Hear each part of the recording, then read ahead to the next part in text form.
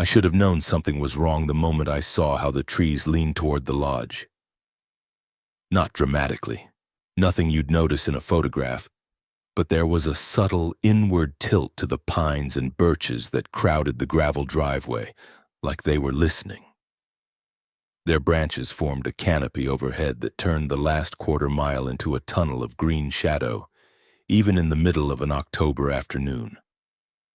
My name is Mara Halpern, and 6 weeks ago I inherited my grandfather's hunting lodge in northern Michigan. At the time, it felt like a gift from the universe. I'd just been laid off from a marketing firm in Detroit that was restructuring for the third time in 2 years, and my relationship with my boyfriend of 4 years had collapsed in a series of increasingly bitter arguments about whose fault everything was. The apartment lease was in his name. I had nowhere to go and a savings account that wouldn't last through winter. Then the estate lawyer called about Blackwater Lodge. I'd been there exactly twice as a child. Brief, uncomfortable visits where my grandfather showed my cousins how to field dress a deer while my mother stood by the car, arms crossed, looking like she wanted to be anywhere else. I remembered the mounted heads on the walls, the smell of old wood and gun oil, and the way the forest seemed to swallow all sound at night. My grandfather, Raymond Halpern, had been a hard man, quiet, weathered, with hands like oak roots and eyes that rarely settled on you for long. He'd made his money in lumber in the 70s, bought the lodge as a hunting retreat, and spent his last 3 decades essentially living there alone. When he died in July, peacefully in his sleep according to the medical examiner, he left the property to whichever grandchild needs it most. The lawyer's phrasing, not mine. I drove up on a gray Thursday, my Honda Civic packed with clothes, books, and a laptop. The nearest town, Millstone, was 20 miles south, a collection of practical buildings clustered around a single intersection, the kind of place where everyone knows your business before you've finished pumping gas. The lodge itself sat at the end of County Road 47, which turned from asphalt to gravel about 3 miles in and snaked through dense forest that looked like it hadn't changed since the glaciers retreated. Blackwater Lodge was bigger than I remembered. 2 stories of dark timber and field stone with a peaked roof and a wide porch that wrapped around the front. The windows were tall and narrow like the eyes of something crouching. Behind the structure, a clearing opened onto the woods proper, acres of pine and bare-limbed hardwoods that pressed against the property line like a crowd waiting for a door to open. Through gaps in the trunks, I could see the flat metallic glint of Blackwater Lake, cold and still. Inside, time had settled like dust. The great room dominated the first floor, high, vaulted, ceiling, a massive stone fireplace blackened by decades of use, and wide plank floors that creaked under my weight. The walls were decorated, if that's the word, with mounted animal heads. Deer with 8-point racks, a black bear frozen mid-snarl, a bobcat with yellow glass eyes, and something that might have been an elk, though the antlers seemed too wide, too sharp. Their glassy stares followed me as I moved through the space, a dozen dead things watching from their wooden plaques. I'd planned to take them down eventually, sell them on Craigslist or donate them to some taxidermy collector. But that first day I was too busy cataloging the basics. Running water, yes, but rust-stained. Electricity, yes, but the wiring looked pre-1980s. Heat, a propane furnace in the basement that groaned like an animal when it kicked on. And internet, absolutely not, which meant I'd need to budget for a satellite setup. The upstairs consisted of 4 small bedrooms and a bathroom with a clawfoot tub. I chose the corner room with windows facing the driveway, reasoning that I'd hear anyone approaching. The mattress smelled like mothballs, but the sheets in the linen closet were clean enough after a wash. By late afternoon, I was exhausted, hungry, and determined to make the place feel less like a mausoleum. I opened windows despite the cold, letting in the smell of pine and damp earth. I swept the floors, wiped down surfaces, and started a fire in the great room to chase away the chill. That's when I found the rules. I'd been sorting through my grandfather's study, a cramped room off the kitchen lined with bookshelves and filing cabinets, looking for property tax documents or a deed. Inside an old leather ledger marked Hunting Logs 1987-1992, I found a single sheet of paper, typewritten on an old manual machine, the letters slightly uneven. It was folded in half, creased with age, and labeled at the top in all capitals. House rules for whoever stays after dark. Below that, 9 numbered rules. Rule 1, lock the back door before sunset. If someone knocks on it after dark, you did not hear it. Rule 2, this line was crossed out, the text underneath completely obscured by thick black ink. Rule 3, do not open the curtains facing the tree line between midnight and 3 a.m., no matter what you hear outside. Rule 4, also crossed out. Rule 5, if the fireplace lights itself, do not sit facing it. Keep your back to the flames until it goes out. Rule 6, crossed out. Rule 7, if the mounted heads turn to watch you, pretend not to notice. Do not count them. Rule 8, crossed out. My first reaction was to laugh. It had to be some kind of joke, my grandfather's way of hazing newcomers, or maybe a tradition from his hunting buddies to scare city relatives. The language was too specific, too absurd. Does the fireplace light itself? Mounted heads turn to watch you?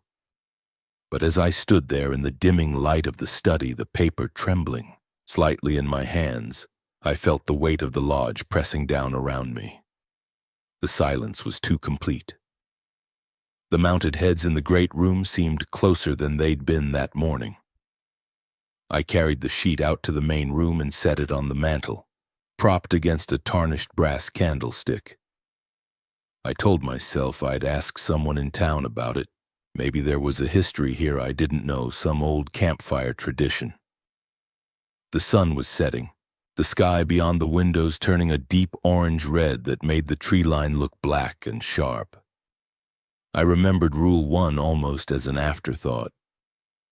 Lock the back door before sunset. I walked through the kitchen to the back entrance, a heavy wooden door with a tarnished deadbolt and a small window at eye level. The door was slightly ajar, showing a narrow view of the back clearing and the forest beyond. Cold air seeped through the gap. I pushed it shut and turned the deadbolt, more out of habit than belief. The lock clicked into place with a solid final sound. There, I said aloud, to no one. Rule followed. My voice sounded too small in the empty lodge. I made dinner from the groceries I'd brought, pasta, jarred sauce, a wilted salad, and ate at the long wooden table in the great room, the fire crackling in the hearth. The mounted heads watched from the walls, their glass eyes reflecting the flames. I tried not to look at them directly. By 10 o'clock I was exhausted. I washed the dishes, banked the fire, and headed upstairs to the corner bedroom. Through the window, the driveway was a pale ribbon in the moonlight, the trees pressing close on either side. Beyond, the forest was a solid wall of black. I was asleep within minutes. The knock came at 11:34 p.m. I know the exact time because I checked my phone the moment I woke, heart already hammering, some primal part of my brain screaming that something was wrong. 3 slow, deliberate knocks, heavy, like a fist on solid wood. From the back door, I sat up in the darkness, blankets tangled around my legs, listening. The lodge was silent except for the soft groan of old wood settling and the distant whisper of wind through the pines. Then the knock came again, 3 times, patient, deliberate. No car had come up the driveway. I would have heard it. The gravel was loud, the acoustics up here too good. No headlights had swept across my windows. The nearest neighbor was at least 5 miles away, and I hadn't told anyone I was fully moved in yet. A voice called out, muffled by the door but clear enough to understand. "Hey, Mara, it's me. You gonna open up?" Male, familiar in a way that made my chest tighten.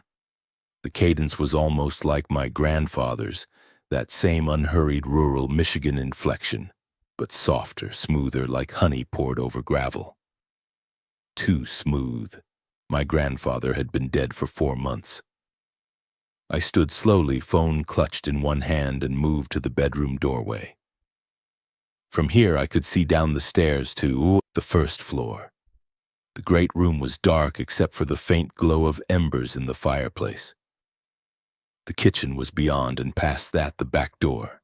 The knock came a third time, harder now. The frame rattled slightly. "Mara." The voice again, patient but insistent. "I know you're in there, sweetheart. The door's locked. That's good, but you can let me in. It's cold out here." My hand was on the banister, one foot on the top step, before my gaze fell on the mantel below. The rule sheet just barely visible in the ember light. Rule 1. Lock the back door before sunset. If someone knocks on it after dark, you did not hear it. You did not hear it. Not don't answer it, not don't open it, you did not hear it. I stopped, stood frozen on the stairs, every muscle locked. My rational mind screamed that someone could be hurt, that I should at least check, that this was ridiculous. But another part, older, deeper, whispered that the voice was wrong, that the cadence was a copy, not an original, that nothing good was on the other side of that door. The knocking came again, and this time it went on for 10 seconds straight, not frantic but rhythmic, almost playful. Testing. I forced myself to turn around, to walk back to the bedroom, to close the door and sit on the bed with my back against the headboard. I opened my phone and stared at the screen, ready to call 911, but something stopped me. What would I say? Did someone knock on my door? That they sounded like my dead grandfather? I waited. The knocking continued sporadically for another 20 minutes, sometimes at the back door, sometimes at the kitchen window, once at the front door. Each time the voice called out, shifting slightly. Sometimes it sounded like my grandfather, sometimes like my father who lived in Florida. Once it sounded like my ex-boyfriend, which was somehow the worst, but I did not hear it. I repeated that to myself like a mantra, hands clamped over my ears, eyes squeezed shut. You did not hear it. Sometime after 1 a.m. the sounds stopped.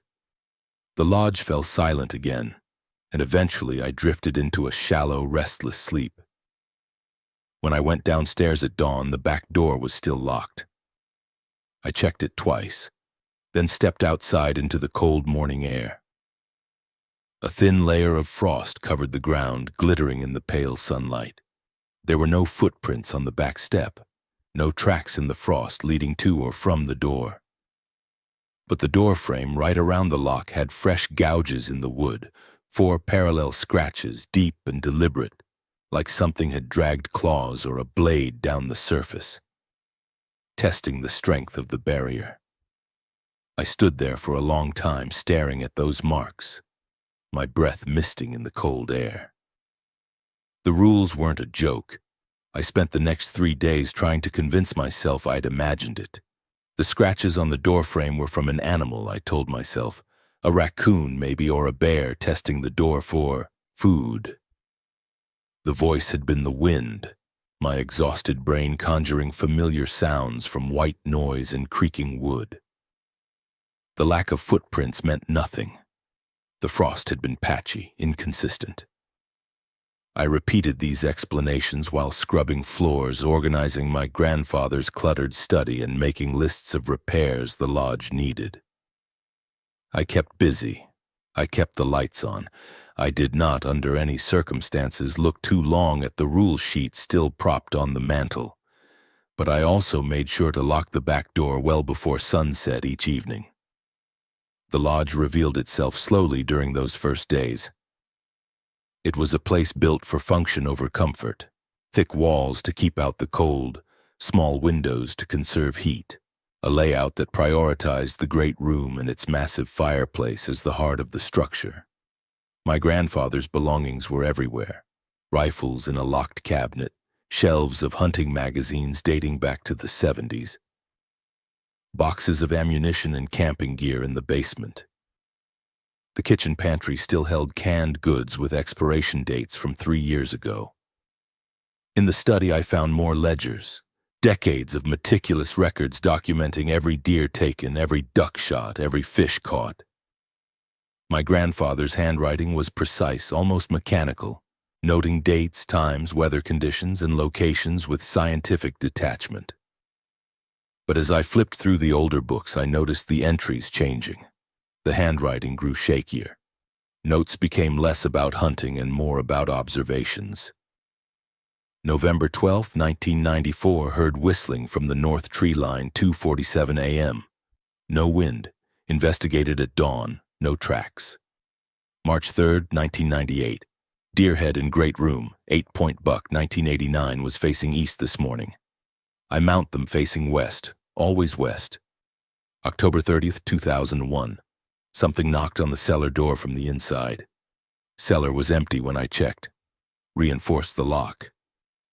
I told myself these were the rambling observations of an old man spending too much time alone, his mind playing tricks in the isolation.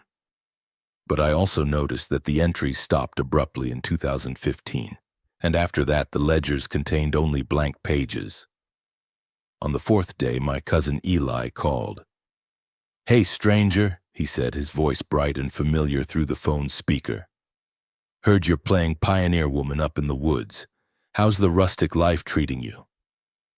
Eli was my age, maybe a year older, a construction contractor from Grand Rapids with a skeptical streak and a habit of showing up unannounced when he thought family needed help. We'd been close as kids, drifting apart as adults, but his voice was exactly what I needed. Normal, grounded, unimpressed by ghost stories. "It's quiet," I said, which was true, "and cold, and full of dead animals staring at me." He laughed. "Yeah, Uncle Ray was big on the trophies. Listen, I've got a few days off next week. Thought I'd drive up, help you patch whatever's falling apart.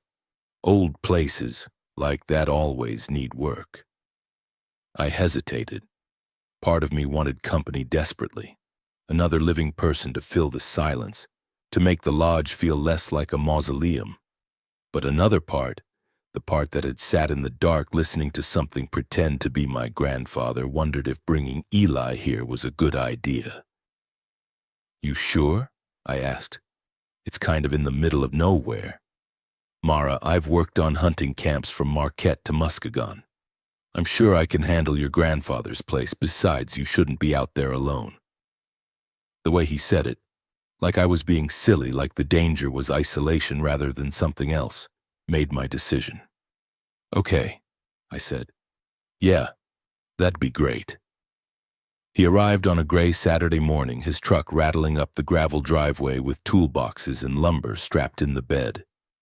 He was dressed for work: flannel shirt, canvas jacket, boots caked with dried mud.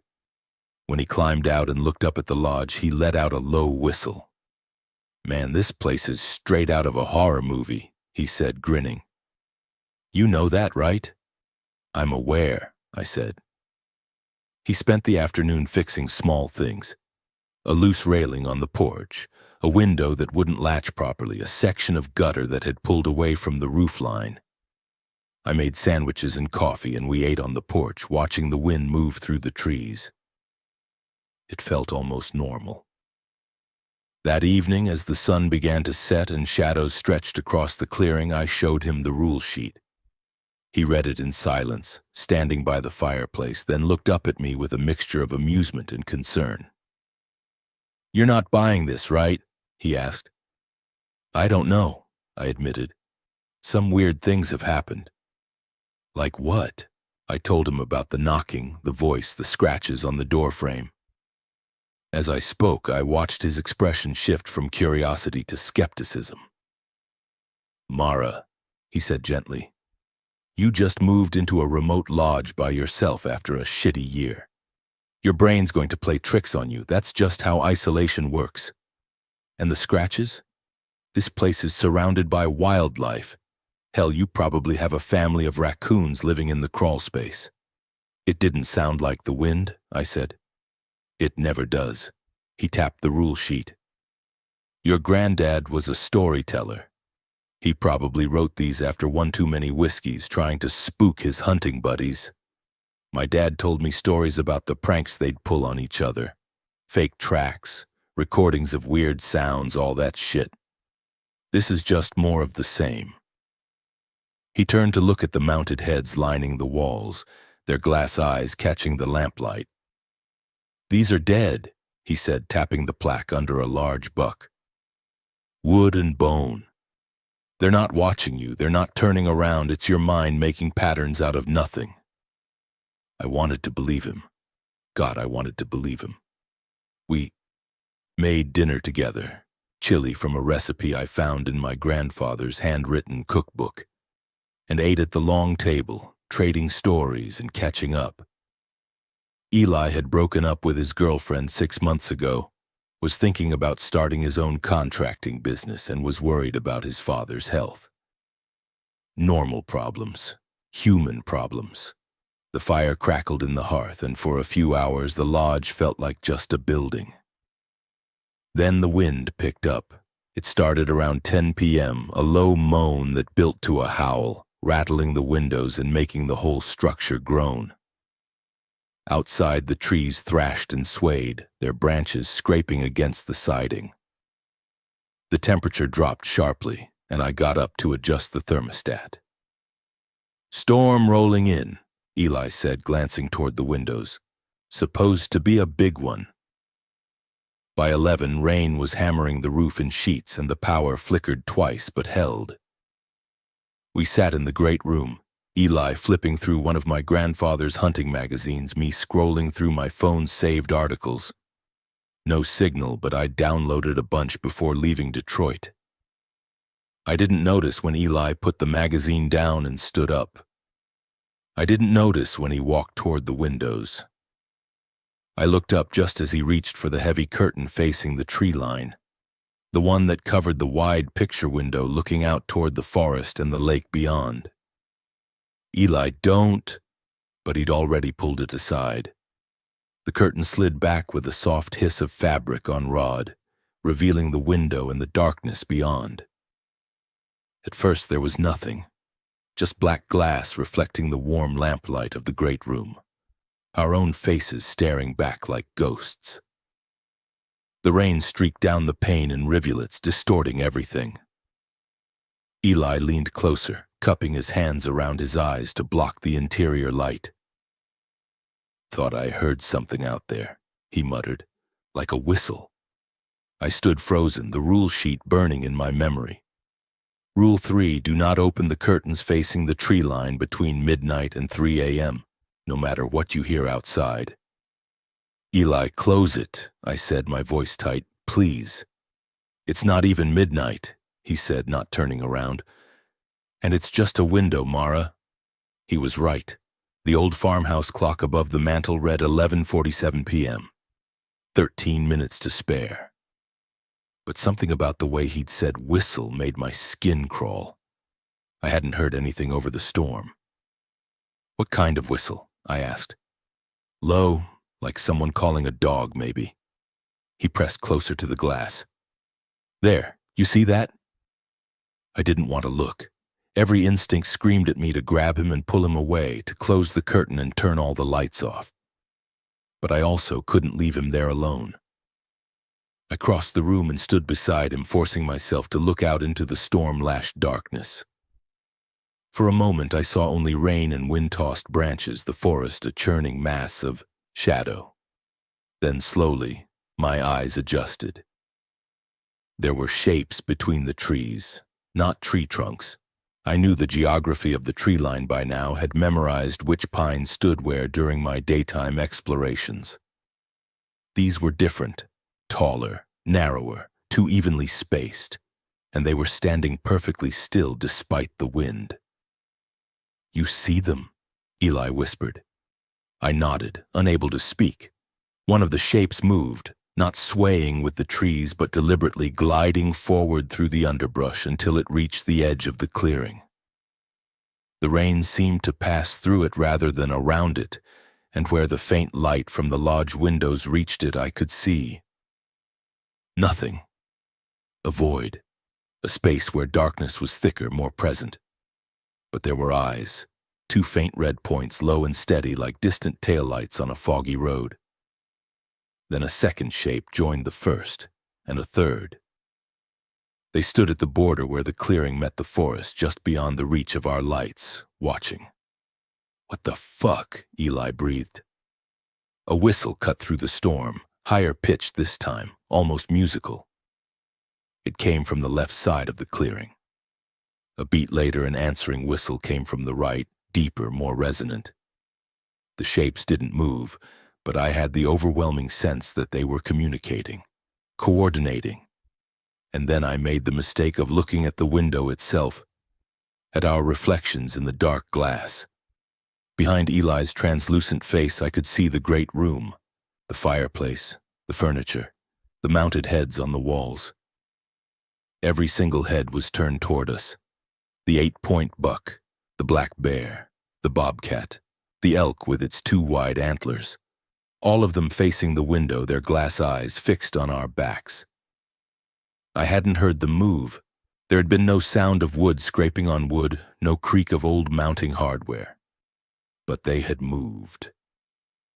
"Eli," I said very quietly, "we need to close the curtain now."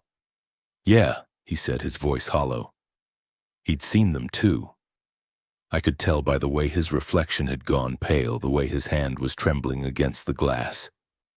He reached for the curtain, but before he could grab it, the light surged, flaring painfully bright for 2 seconds, then snapped back to normal. In those 2 seconds, the shapes outside rushed forward, not running, not walking, rushing, closing the distance between the tree line and the window in a movement too fast to track, too fluid to be natural. By the time the lights returned to normal, they were pressed against the glass, so close that I should have been able to see details. But there were no details. Just darkness. Just those red eyes now at eye level, burning with an intelligence that was ancient and utterly alien. And then very slowly one of them raised what might have been a hand, long, too many joints, and tapped on the glass. 3 times. Patient. Deliberate. The same rhythm as the knocking from my first night. Eli made a sound I'd never heard from him before, something between a gasp and a sob, and yanked the curtain closed. The fabric swung shut, blocking our view. We stood there in the sudden isolation of the great room, breathing hard, neither of us speaking. "Did you?" he started. "Yes." "And the heads?" "Yes." He turned slowly, as if afraid of what he'd see. I turned with him. The mounted heads were all facing forward again, exactly as they'd been positioned when we first sat down. The buck is looking slightly left. The bear is looking right. The bobcat stared at some point near the door. Normal. Still. Utterly lifeless. "I need a drink," Eli said. I found a bottle of bourbon in my grandfather's study, half empty, dusty, but unopened for who knows how long. We sat at the kitchen table as far from the windows as we could get and passed it back and forth without speaking. Outside, the storm raged. Inside, the lodge was silent except for the soft groan of old wood and the occasional pop from the fireplace. Around midnight, we heard it. A sound like something heavy dragging itself around the perimeter of the lodge, not walking. Dragging, scraping against the foundation stones, pausing at each window, then moving on. It circled 3 times, then stopped. Eli looked at me with red-rimmed eyes. "I'm sorry," he said. "You were right. This place is... something's wrong here." "Yeah," I said. "What did your grandfather know?" "I don't know, but I'm going to find out." We didn't sleep that night. We sat in the kitchen with every interior light on, The rule sheet spread on the table between us and waited for dawn. When the sun finally rose, gray and weak through the dissipating storm clouds, we went outside together to look. The ground around the lodge was churned mud and scattered leaves from the wind. But there in the soft earth near the foundation were marks. Not footprints exactly. More like furrows, as if something with multiple limbs or appendages had pulled itself along, distributing its weight unevenly. The marks circled the entire lodge, passing under each window. At one point, near the kitchen window, there was a clear impression. Something like a hand, but with fingers too long and too thin, each one ending in a point. The impression was nearly 2 feet across. Eli photographed it with his phone, though we both knew the image would look like nothing. Just mud and shadow tricks. He was shaking. "I need to go into town," he said. "Talk to some people, figure out what the fuck we're dealing with." "Reed," I said, remembering something from one of my grandfather's ledgers, a name that appeared frequently in the early years, then disappeared. "Reed Morrison. He used to hunt with my grandfather. You know where to find him? Hardware store, maybe? Small town. Someone will know." Eli nodded, already moving toward his truck. "I'll be back before dark. Keep the doors locked. Keep away from the windows. And Mara..." He looked back at me, his face serious in the pale morning light. "Don't go outside alone." After Eli left, the lodge felt even emptier than before. I stood in the great room, listening to the sound of his truck fade down the gravel driveway, and tried to decide what to do next. Every rational impulse told me to pack my things and leave, follow Eli into town, find a motel, put this place in the rearview mirror, and never look back. But something kept me rooted. Maybe it was stubbornness. Maybe it was the fact that I had nowhere else to go, no money for rent, no job waiting. Or maybe it was something else.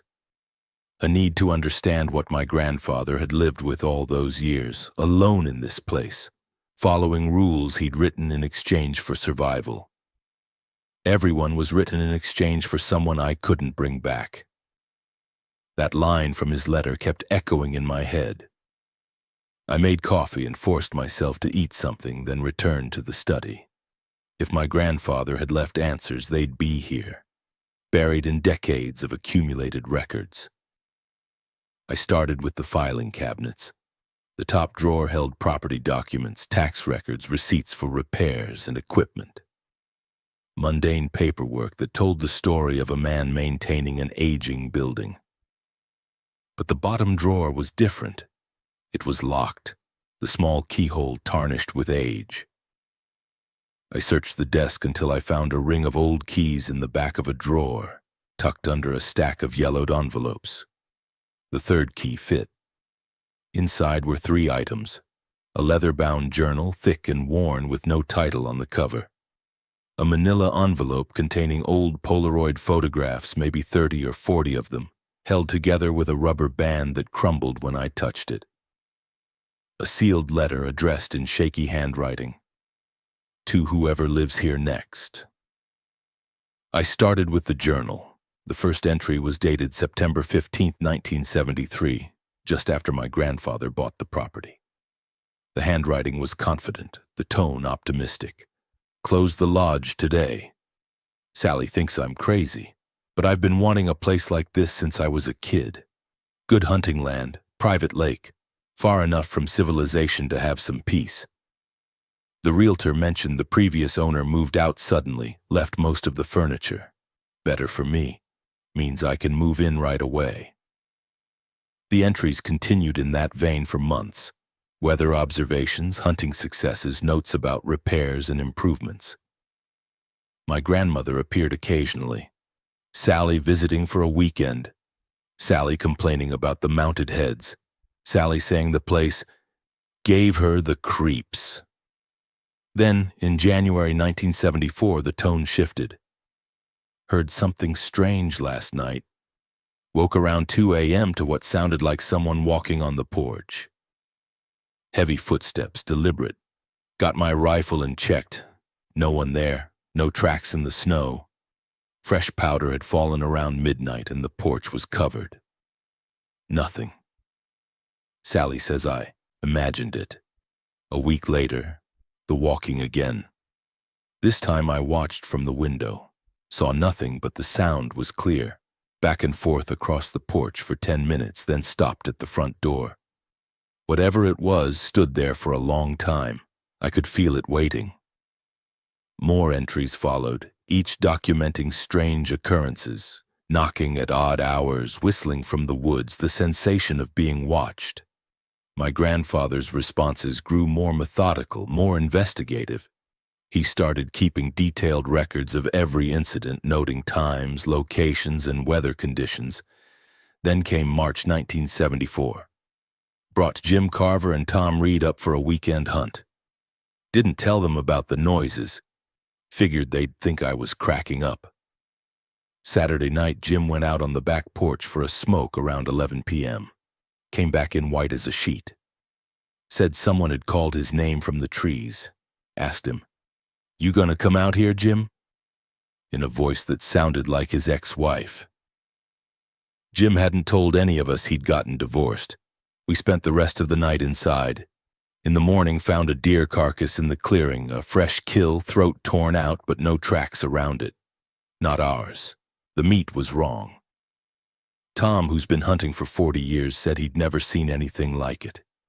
Said the tissue looked restructured, like something had tried to put it back together wrong. Jim won't return my calls. I flipped through more pages, watching my grandfather's understanding evolve. He started researching the property's history, talking to old-timers in Millstone and digging through county records. He discovered that Blackwater Lodge had been built in 1921 as a private hunting club, abandoned in 1967 after several members disappeared during a winter hunt.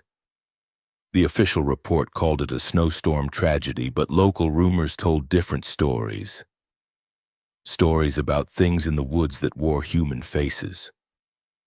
Stories about whistling that sounded like music until you got close enough to hear the words. Stories about a standing rule among the old logging camps.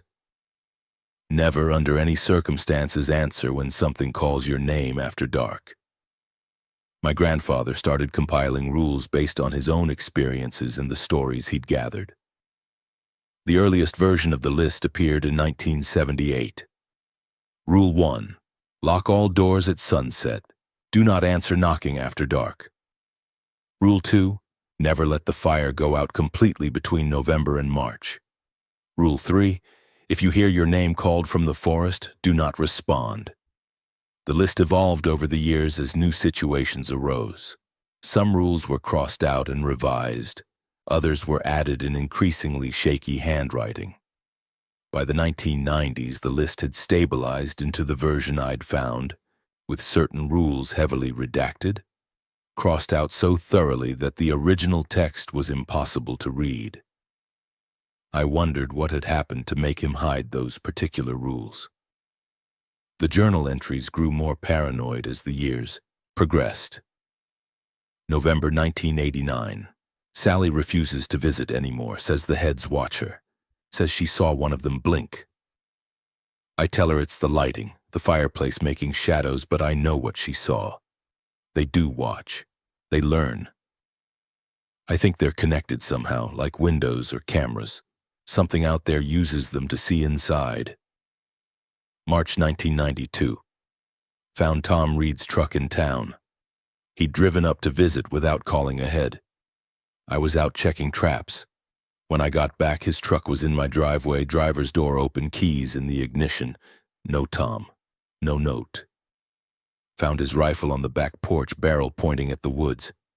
His coffee mug was still on the porch rail, half full, still warm. I drove to his house that night. Tom answered the door. Said he'd never been to the lodge, had been home all day. Showed me his truck in his garage, same make, same model, same license plate. Said maybe I should take a break from that place.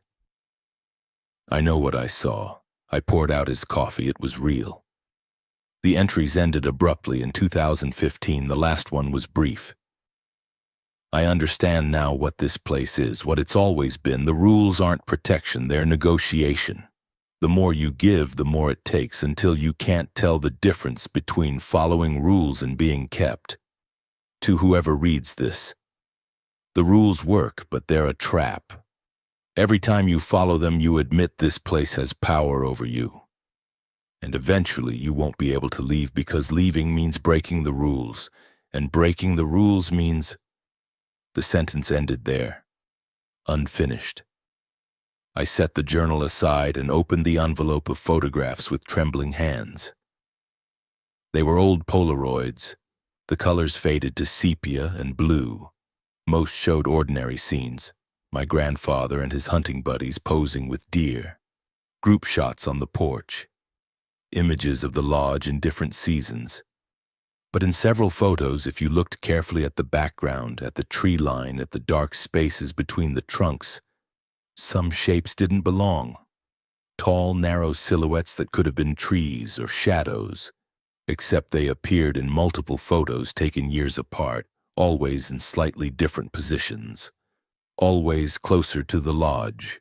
One photo made my stomach clench. It showed my grandmother standing on the front porch, smiling tightly at the camera. The date stamp read, July 1983. Behind her, barely visible in the dark window beside the door, was a face. Not human. The proportions were wrong. Too much space between the eyes, the mouth extending too far horizontally. And it was looking directly at the camera with an expression that might have been curiosity or hunger. I'd seen that window 100 times. There was no room behind it, just a shallow coat closet. I spread the photos across the desk and studied them, trying to find patterns. In several images, the mounted heads visible through windows or in the background seemed to be in different positions than they should have been, given the time period. The 8-point buck that my grandfather had shot in 1989 appeared in a photo dated 1985, already mounted, or something that looked like it did. My hands were shaking as I reached for the sealed letter, the final piece of my grandfather's archive. The envelope was addressed in the same shaky handwriting as the late journal entries. I tore it open carefully and unfolded 2 pages of lined paper. To whoever lives here next, if you're reading this, I'm dead, and you've inherited my burden. I'm sorry for that. I tried to keep the property out of the family's hands, but my lawyer told me the land couldn't be sold. Something about the original deed, restrictions I don't fully understand. So it goes to family, and now it's yours. By now you found the rules. You probably think I was senile or paranoid. You're wrong. Every rule was written in blood, sometimes literally. Every crossed-out line represents something I learned too late, something that cost a friend, a visitor, or a piece of my own sanity. This land has a memory. I don't mean metaphorically. The ground, the trees, the water. They remember everyone who set foot here, every death, every fear. And something out there knows how to access that memory. It can wear faces like masks, speak in stolen voices, replay moments from the past like recordings. The mounted heads were a mistake, my mistake. I thought displaying trophies would prove dominance, would show whatever lurked here that I wasn't prey. But it gave them windows. Every glass eye is a lens pointing inward. Every plaque is an invitation. They watch through the trophies, learning our routines, our habits, our fears. I can't take them down now. They're part of the house's structure, part of the negotiation. Removing them would be like tearing down a wall while the roof is still on. Everything would collapse. The rules aren't protection, they're tribute. Every time you lock a door, close a curtain, turn your back to the flames, you're acknowledging their power. And the more you acknowledge them, the more real they become, until you can't remember what life was like without them. I've lived here for 40 years following these rules, and I'm tired, so tired. I can't leave. Tried 3 times in the 90s, made it as far as Ohio once. But the rules followed me. I'd hear knocking in hotel rooms, see the shadows between trees wherever I stopped. The only place I could rest was here, where the rules were established, where the negotiation was clear. My advice: leave now. Sell the property, burn it down, let the county take it for back taxes. I don't care. Just don't stay, don't follow the rules, don't negotiate. But if you're still reading this, you've already stayed at least one night. You've already followed at least one rule, and if that's true, then you're starting to understand what I'm talking about. You're starting to feel it, the weight of attention from the trees, the sense that the walls are listening. The understanding that you're not alone here and maybe never will be again. If you can't leave, then follow the rules exactly. Don't innovate. Don't try to outsmart them, and for God's sake, don't try to learn more. Every question you ask, every investigation you pursue gives them more purchase on your mind. This place is a trap, and the bait is our need to understand. I'm sorry. I'm so sorry. Raymond Halpern, October 2019. I read the letter twice, then a third time, my grandfather's words sinking in like cold water through cloth. Outside, the sun had passed its zenith and shadows were lengthening across the clearing. In a few hours, it would be dark again. In a few hours, I'd have to lock the back door and wait to see what came knocking. I heard the sound of an engine and looked out the front window to see Eli's truck coming up the driveway. But there was a second vehicle behind it, an old blue Ford pickup that coughed black smoke from its exhaust. Company. The man who climbed out of the blue Ford moved like someone who'd been hurt and healed wrong. A pronounced limp on his left side, shoulders slightly hunched but with a hunter's careful awareness of his surroundings. He was in his late 60s, maybe early 70s, wearing a canvas jacket and a faded Tigers baseball cap. His face was weathered leather, etched with lines that spoke of decades spent outdoors. Eli met him at the bottom of the porch steps, and they spoke briefly before both men looked up at me standing in the doorway. "Mara," Eli called. "This is Reed Morrison. He knew your grandfather." Reed approached the porch slowly, his eyes scanning the lodge's exterior with the kind of practiced attention that made me think of my grandfather's journal entries. When his gaze passed over the windows, he paused for a fraction of a second, as if checking something, then continued. "Ms. Halpern," he said, his voice rough but not unkind. He didn't offer his hand. "Your cousin said you've been having some trouble adjusting to the place." "That's one way to put it," I said. He nodded, as if this confirmed something. "Mind if I come in? Best to talk inside before dark." The way he said "before dark" carried weight. I led them into the great room. Reed entered last, and I watched as his eyes moved methodically across the space. The fireplace, the mounted heads, the windows, the mantel where the rule sheet still sat. His expression revealed nothing. But when his gaze lingered on the elk head with its two wide antlers, something flickered across his face that might have been recognition or regret. "Coffee?" I offered. "That'd be good," Reed said, lowering himself into one of the chairs near the fireplace with a wince. "Haven't been in this room in 23 years. Not much has changed." Eli and I exchanged glances. I went to make coffee while Eli sat across from Reed, neither man speaking. When I returned with 3 mugs, Reed was studying the rule sheet. "He added one," Reed said quietly. "There used to be 8. Now there's 9. I set the coffee down and pulled my grandfather's letter from my pocket. He left this, along with journals and photos. Said every rule was written in exchange for someone he couldn't bring back. Reed took the letter with hands that trembled slightly. He read it in silence, his jaw working. When he finished, he folded it carefully and handed it back. "Ray was a good man," he said. "Stubborn. Maybe too stubborn. Thought he could understand this place, figure out its rules, find a way to beat it." He shook his head. "No one beats it, you just survive it or you don't. What happened 23 years ago? Eli asked. Reed was quiet for a long moment, staring into his coffee. When he spoke, his voice was distant.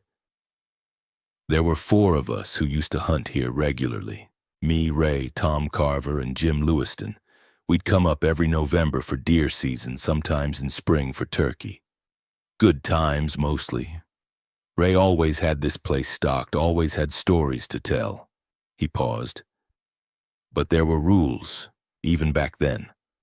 Don't go out after dark. Don't answer if you hear something call your name. Keep the fire going. We thought they were just traditions. Superstitions from the old logging days. He took a sip of coffee, grimacing as if it hurt going down.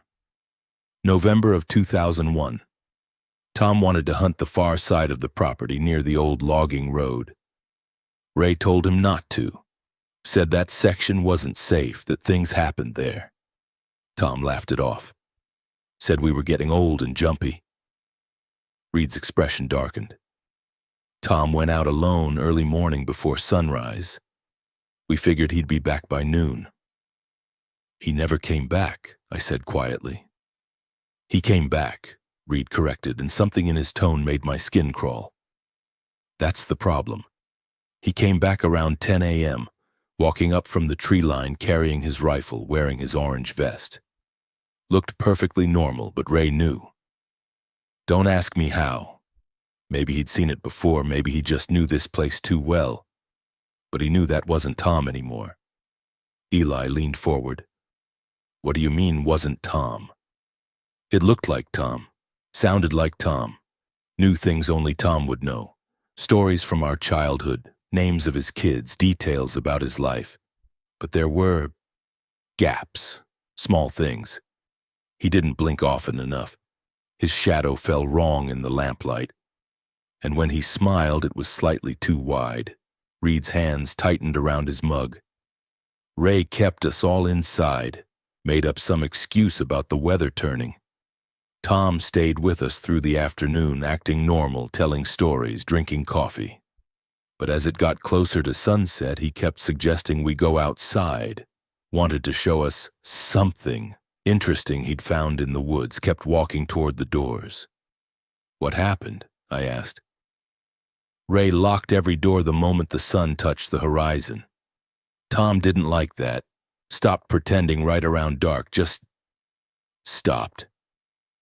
Stood in the middle of this room facing the door, not moving, stayed like that for hours. Around 2 a.m. he turned to look at us and his eyes were wrong. Not the color, but the way they moved, like something inside was looking through holes. Reed's voice dropped to barely a whisper. He said, "You're being very impolite. I've walked in Tom's shape all day and you won't even let me out for a walk.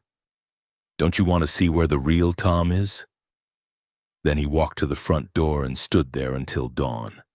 When the sun came up, he just collapsed, like a puppet with cut strings. We checked. It was Tom's body, his ID, his scars, everything. But Tom wasn't inside it anymore. Whatever had been piloting it was gone.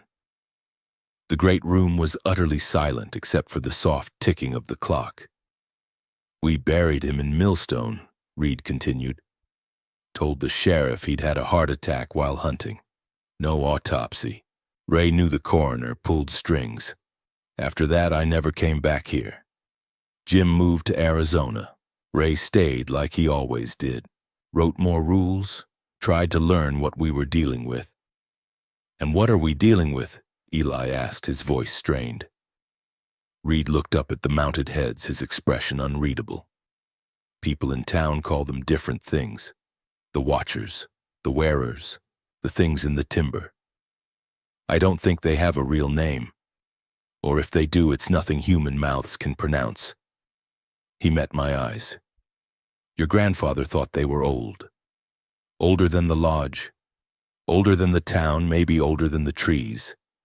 Something that was here before people and learned to mimic us to survive." "Why here?" I asked. "Why this place specifically?" "The lake," Reed said simply. "Blackwater Lake. It's deep. No one's ever found the bottom. Old Ojibwe stories say it's a thin place where the world presses close to something else. The lumber companies avoided this area until the 1920s, even when timber was valuable. When they finally logged it, 3 crews quit in a month, said they heard things that shouldn't exist. He shifted in his chair, wincing again. The lodge was built by men who thought they could claim the land, dominate it with trophies and guns. Didn't work. If anything, it made the problem worse. All those mounted heads, they're not decorations, they're hooks, windows, ways for something outside to look in and learn. My grandfather said removing them would be like tearing down a wall while the roof's still on, I said. Reed nodded. They're part of the structure now, not physically, but spiritually maybe, symbolically. I don't have the right words. The point is they're anchors. They keep whatever's out there connected to in here. And the more you live here, the more you follow the rules, the stronger that connection gets. So what do we do? Eli asked. Reed looked at him with something like pity. You leave. Tonight. Pack what matters and drive away. Don't come back. And Mara? Mara's different. Reed's gaze shifted to me. You've been here longer. You've followed the rules. You've already started negotiating whether you realize it or not. Leaving gets harder the longer you stay. Not impossible, but harder. Like unplugging from something that's already started mapping your brain. How hard? I asked. Your grandfather tried to leave 3 times. Never made it past Ohio. Always came back. Reed's voice was gentle. But he'd been here 40 years. You've been here less than 2 weeks. You can still go. It hasn't claimed you yet. The clock chimed. 4 p.m. 2 hours until sunset. Reed stood slowly, favoring his good leg. I've said my piece. I owed your grandfather that much to warn his kin. But I won't stay past dark, and neither should you. He moved toward the door, then paused, looking back at the elk head mounted above the fireplace. One more thing, he said. That elk? Your grandfather didn't shoot it. It was already here when he bought the place, mounted on that wall. I asked him once why he kept it when he took down everything else the previous owner left.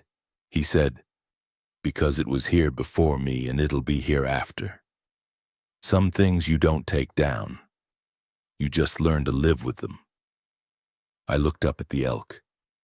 In the afternoon light, its antlers cast long, branching shadows across the ceiling. If you ever hear your own voice calling from the tree line, Reed added, that means they've gotten a good enough look at you to copy. At that point, the rules become a cage instead of a protection. Remember that. He left without another word.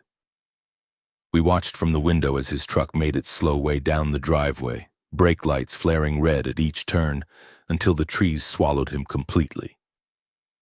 Eli turned to me, his face pale in the dimming light. We're leaving, he said. Right now. Pack a bag, we'll come back for the rest later with more people during the day. You should go, I said, but I need to stay. At least for tonight. Mara, there are things in my grandfather's study I haven't gone through yet.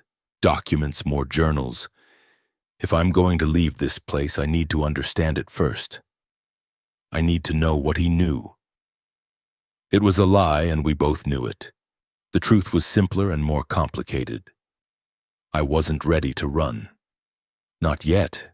Not without understanding what had kept my grandfather here for 4 decades, what had transformed him from an optimistic hunter into a man writing rules in exchange for ghosts. Eli stared at me, and I saw him wrestling with the decision. Stay and risk whatever we'd seen last night, or leave and abandon his cousin to the same fate. One more night, he said finally. We both stay. Tomorrow we're gone. We can hire someone to pack up the place, sell it to whoever's stupid enough to buy it, but we're not sleeping here again. Deal? I wanted to argue. I wanted to tell him to go, to get out while he still could, but I was terrified of being alone here. Deal, I said. The sun was already touching the tops of the trees, painting the clearing in shades of amber and rust. We had maybe 90 minutes until full dark. We spent them preparing, locking every door, checking every window latch, closing the curtains facing the tree line. Eli brought his toolbox inside and wedged a 2x4 across the back door as an extra brace. I made sandwiches neither of us would eat, and coffee neither of us would drink, just to have something to do with my shaking hands. The rule sheet sat on the mantel like an indictment. When the last light died and true darkness settled over Blackwater Lodge, we were sitting in the great room with our backs to the fireplace. Following Rule 5, though the fire hadn't lit itself. Waiting. The clock read 8:47 p.m. The first knock came at 9:23. The knock was soft at first, so soft I almost convinced myself I'd imagined it. A gentle tap, tap, tap on the kitchen window like a branch brushing glass, except there were no trees close enough to reach that window. Eli and I sat frozen on the couch, facing away from the fireplace, even though the logs were cold and dark. I'd insisted we follow Rule 5 preemptively, not wanting to risk the fire igniting on its own while we weren't prepared. The knocking came again, a little louder, more insistent. Then it moved, around the side of the house, tapping on different windows in sequence, as if something was circling the lodge, testing each possible entry point. "Just like last night," Eli whispered. "It's checking." "Don't respond," I said. Though my throat was so dry the words came out cracked. We didn't hear it. The tapping stopped. For 10 minutes there was only silence and the sound of our breathing. Then at 9:47 p.m. the fireplace erupted into flame. There was no warning, no gradual kindling. One moment the hearth was dark and cold. The next it was roaring with fire, orange and yellow flames leaping up from logs that had been sitting unlit for hours.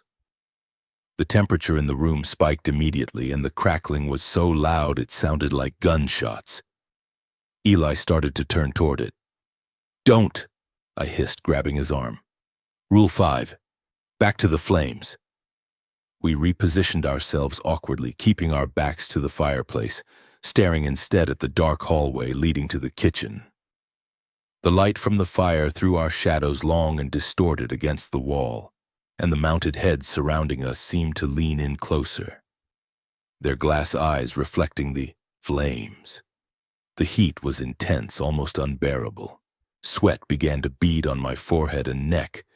Every instinct screamed at me to turn around to check the fire, to make sure it wasn't spreading to the floorboards or the furniture. But I kept my eyes forward.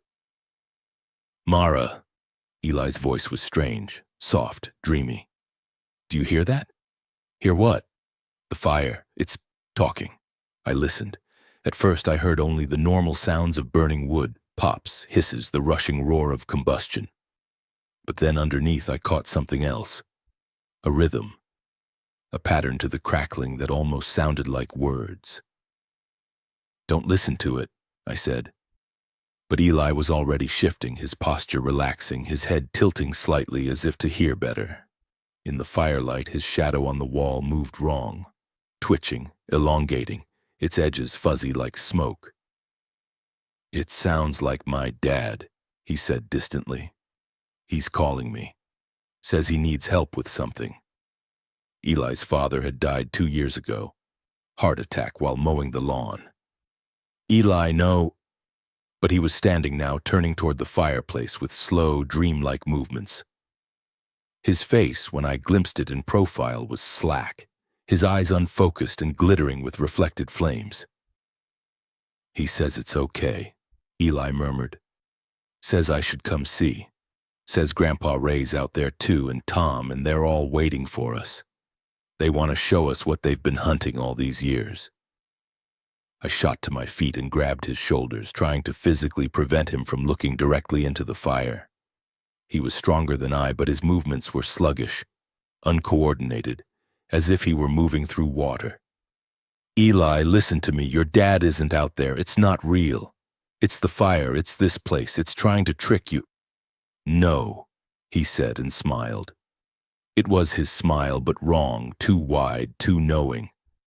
No, you don't understand. They're not trying to trick us. They're inviting us. They want us to join the hunt. Doesn't that sound good? Doesn't that sound better than being afraid all the time? I looked into his eyes and saw something looking back that wasn't entirely Eli. The fire popped loudly behind us, and for just a second I smelled something that wasn't wood smoke. Something organic and rotten, like meat that had been left too long in the sun. This was the choice. Let Eli look into the fire and risk losing him to whatever was speaking through it, or physically force him away, possibly hurt him. Definitely break whatever trance he was falling into. I chose action. I hooked my leg behind his knee and pushed, using his own off-balance weight against him. We both went down, sprawling across the old rug in front of the couch. I scrambled on top of him, using my weight to pin him face down, his back to the fire. "I'm sorry," I gasped. I'm sorry." Eli thrashed once violently with a strength that shouldn't have been possible for someone his size. Then he went completely still. For a horrible moment, I thought I'd hurt him. Then he sucked in a huge, shuddering breath and started to cough. "What?" He twisted to look at me, and his eyes were clear again, confused and frightened. "What happened? Why am I on the floor?" "You looked at the fire," I said, climbing off him. You weren't yourself." Behind us, the flames in the fireplace began to die down rapidly, collapsing from a roar to a whisper in seconds. The heat dissipated as if a window had been opened to winter air. Eli sat up slowly, cradling his head. "I heard my dad's voice," he said quietly. It sounded so real. He was telling me everything was okay, that I should come see something beautiful. His voice cracked. I believed him. I helped him back onto the couch. We sat together in the dimness. The fire had gone out completely now, leaving us with only the lamps, neither of us speaking. Outside, the wind began to rise, rattling the windows. And then we heard it, a voice calling from somewhere beyond the lodge, muffled by walls and glass, but unmistakable. Eli, it's me. I'm stuck out here. I need help." My voice, my exact inflection, the way I pronounced Eli's name, even the slight Michigan accent I'd never quite lost despite years in Detroit. It was me, calling from the forest. Eli's head snapped up. It's not me," I said quickly. "I'm right here. That's not me." "Eli, please," the voice called again, and now it sounded panicked, desperate. "I went out to check something and got turned around. I can't find the lodge. It's dark and I'm scared, and I need you to come get me." Eli stood, his face torn with indecision. "What if—" "It's not me," I repeated, grabbing his arm. "Reed said this would happen. He said if they copy your voice, it means they've gotten a good look at you." The voice continued, growing more frantic. "Eli, I can hear you in there. Why won't you answer? Are you mad at me? I'm sorry I made you stay. I'm sorry, just please help me." Each word was perfectly modulated, the exact rhythm of my speech, the way I apologized too much when I was anxious, the vulnerability I'd shown over the past few days. It knew me. It had studied me, and it was using that knowledge as a weapon. Eli moved toward the front windows, and I followed, both of us careful to stay away from the curtains.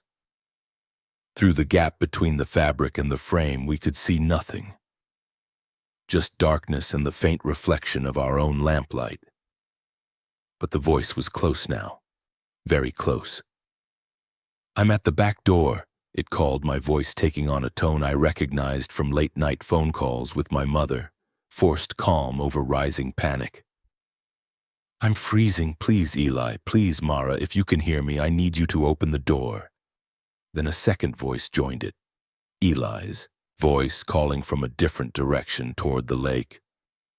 "Mara, don't listen to her. That's not you. I'm the real Eli. I went outside to check the generator and something's chasing me. Let me in." The two voices overlapped, both begging, both perfectly mimicking our speech patterns and fears. And then a third voice, my grandfather's, low and authoritative from the direction of the tree line. "Mara Ann Halpern, open this door right now. I didn't raise you to be rude to guests." He hadn't raised me at all. I'd barely known him, but the voice was his. I remembered it from those childhood visits, that same firm tone he'd used when explaining how to field dress a deer, when talking about respect for the kill. The voices continued, cycling through different tactics. My mother said she'd driven all night to rescue me. Eli's father told him to stop being afraid.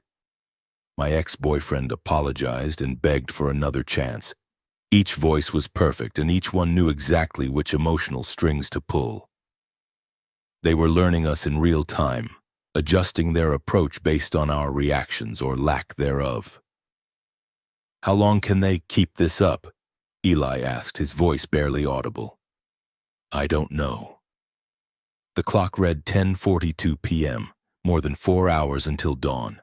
The voices stopped abruptly all at once, leaving a silence so complete it felt like pressure against my eardrums. Then came a new sound, footsteps on the porch. Not one set, multiple sets walking in unison, circling the lodge in a slow, deliberate pattern. Heavy steps that made the old boards creak and groan. Around and around, an almost hypnotic rhythm. And underneath the footsteps, a low humming. Multiple voices blending in a tone that was almost musical, almost a lullaby, but with an underlying wrongness that made my teeth ache. Eli grabbed my hand. His palm was slick with sweat. "What are they doing?" he whispered. I paused, trying to make sense of the pattern. "I think they're trying to wear us down, fatigue, fear. They're waiting for us to make a mistake." As if in response, one of the mounted heads on the wall, the bobcat, made a soft clicking sound. Not wood settling, not the buildings cooling. A deliberate click, like a tongue against teeth. I remembered Rule 7, if the mounted heads turn to watch you, pretend not to notice. Do not count them. Every instinct screamed at me to look, to check, to verify. But I kept my eyes forward on Eli, on the dark hallway, anywhere but the walls. "They're moving," Eli said, his voice hollow. "The heads. I can see them in my peripheral vision. They're all turning to watch us." "Don't look," I said. "Don't count them, don't acknowledge them. There are more than there should be." His grip on my hand tightened painfully. "I counted 12 when we came in. There are at least 15 now. Don't count them." The footsteps on the porch stopped. The humming faded. In the sudden silence, I heard something else, a wet dragging sound, like something heavy and boneless being pulled across gravel. It was coming from multiple directions, converging on the lodge.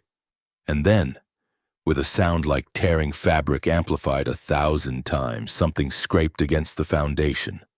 Long, deliberate strokes like claws or antlers dragging across stone. The lights flickered, once, twice, held. "Rule 3, I said, suddenly remembering.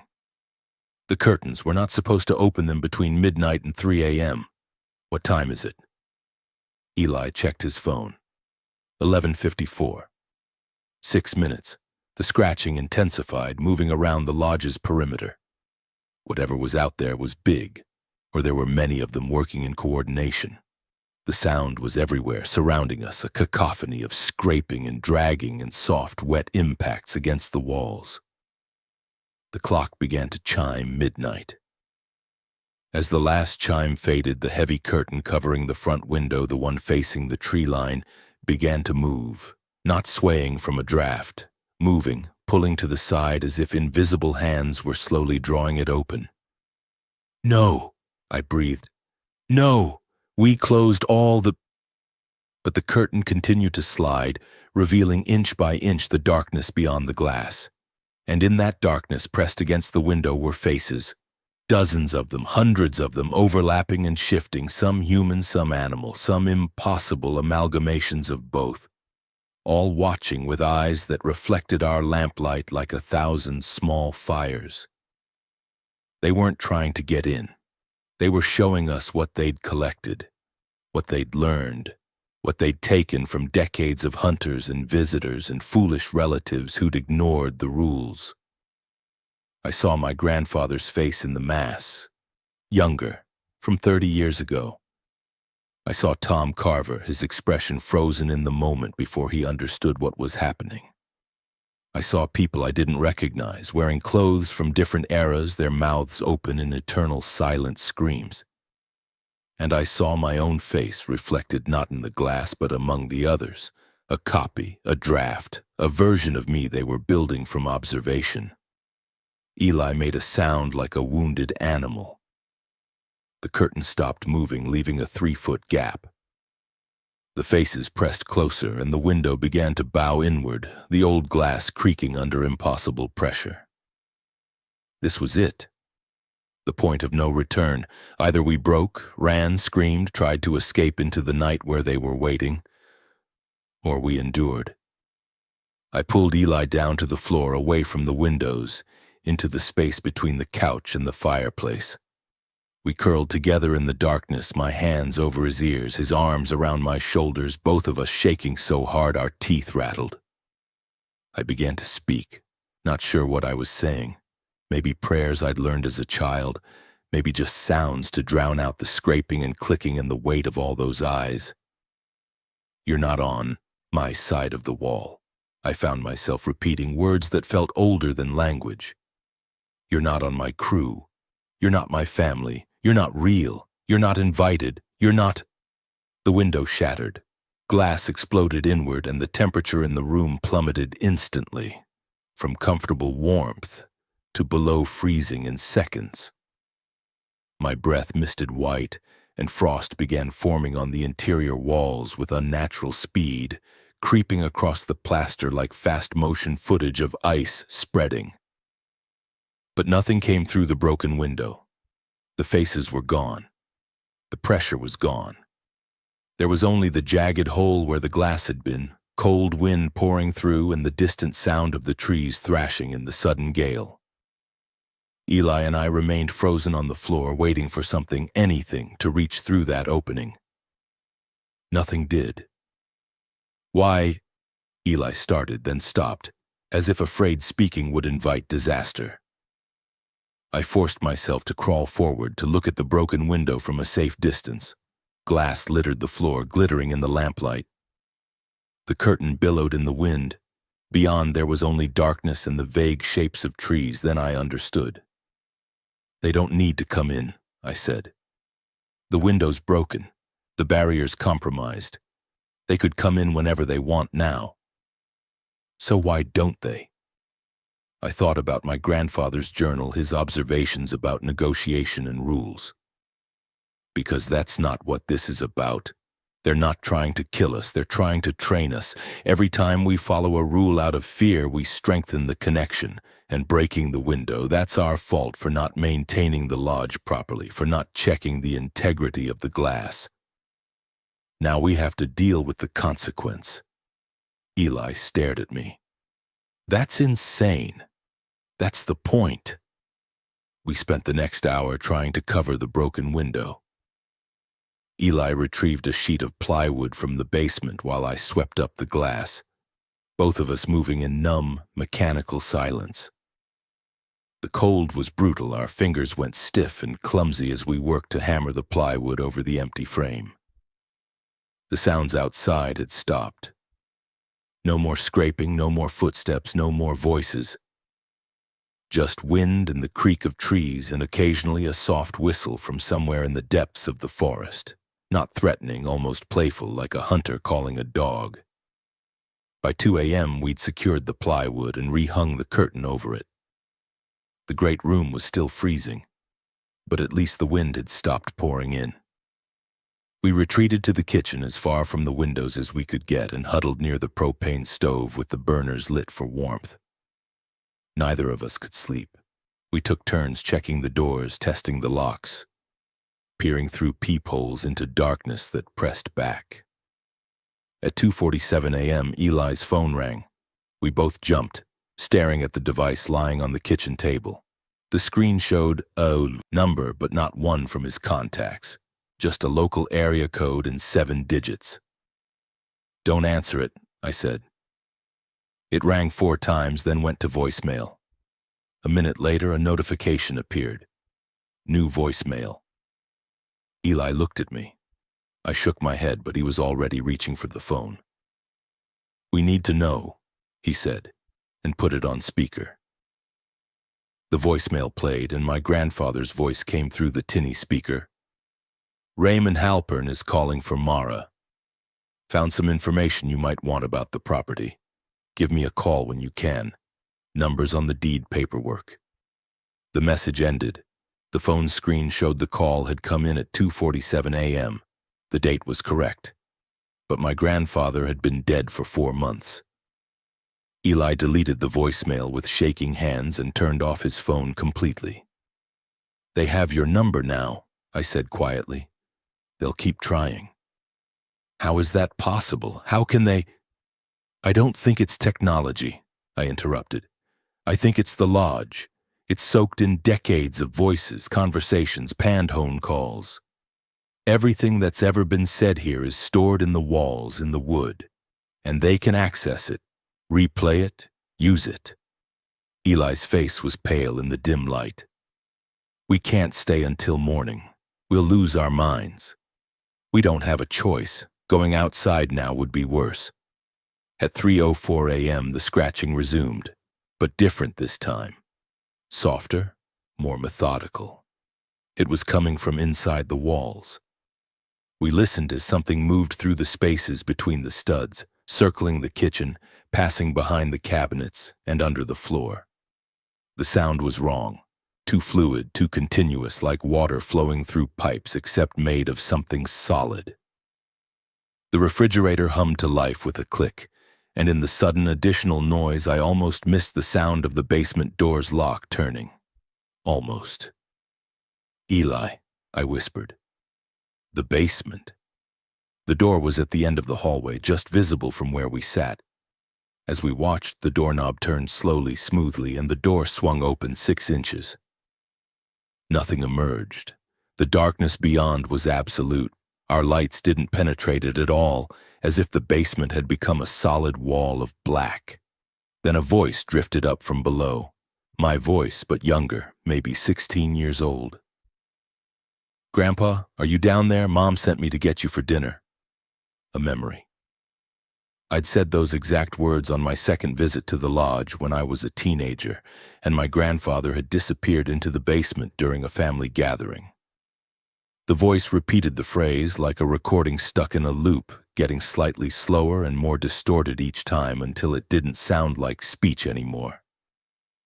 Just a series of sounds shaped like words. The door swung wider. "Close it," Eli said. "We have to close it." But neither of us moved. The basement had never been in the rules, no prohibition against going down there, no warning about keeping the door closed. Which meant either it hadn't been a problem when my grandfather wrote the rules, or he deliberately omitted it, or it was one of the crossed-out rules we couldn't read. The distorted voice loop stopped.